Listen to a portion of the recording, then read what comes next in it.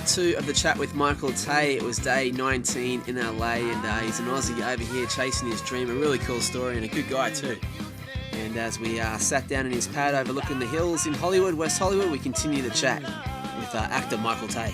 History like that, it has to be haunted. As if God himself couldn't stand the existence of such a place, so he caused the earth to swallow it up.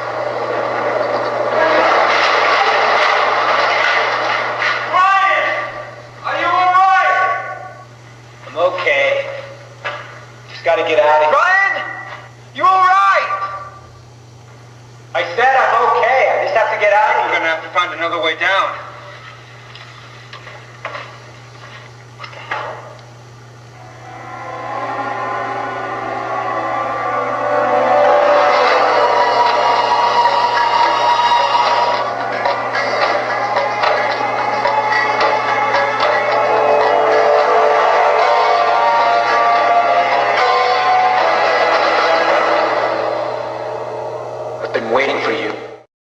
I'm doing a show that's all about people chasing dreams, and obviously you just talked about that with yourself, chasing the big dream.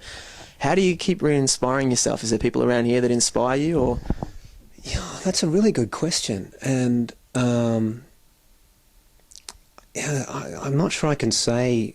I think one of the ways is to not let people bring you down, and I think I've become a little more ruthless with people in the last couple of years.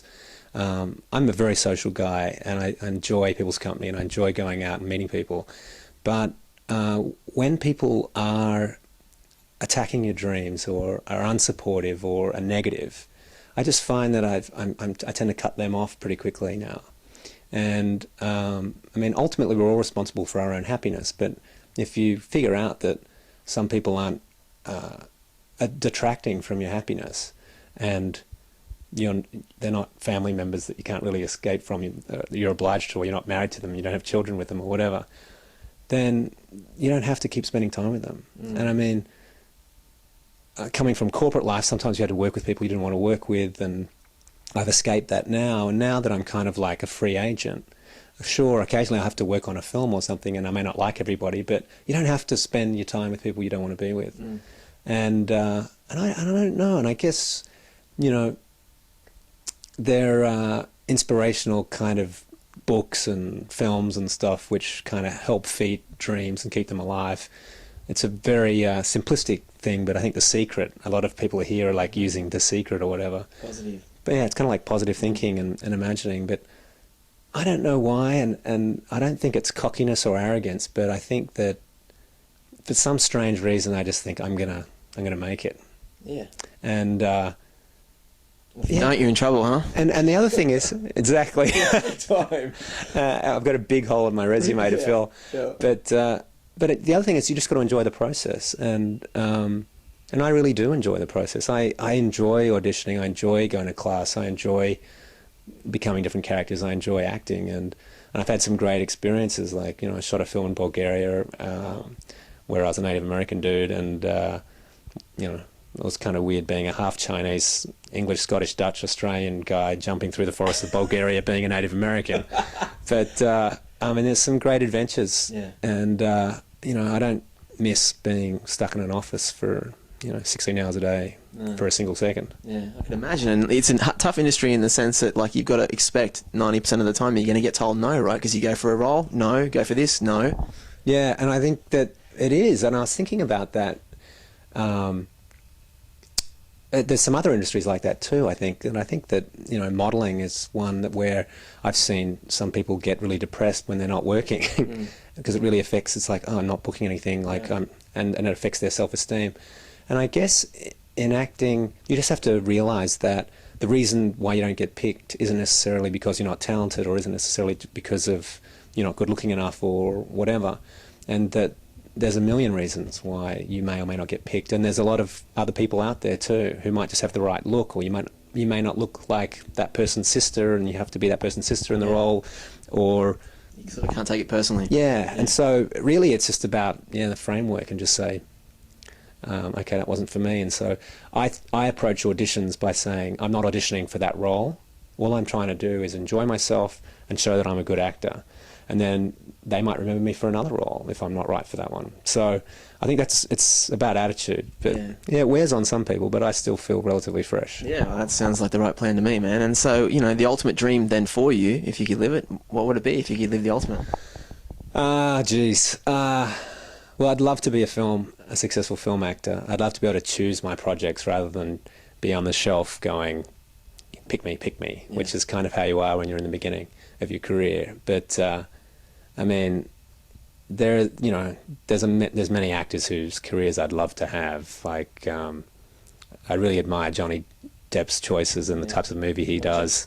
I think George Clooney is such a charming guy, and he does great films. Some of them are just very commercially oriented, and some of them have a message, and I really respect that, and I'd love to be able to do that.